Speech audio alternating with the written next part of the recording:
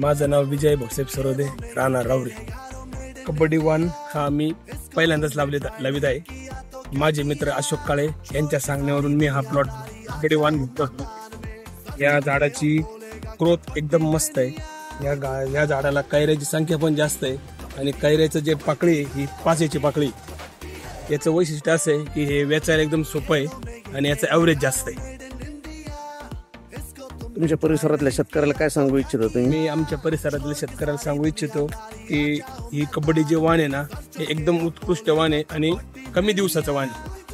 वेचायला पण सोपं आहे आणि ॲव्हरेजला पण चांगली.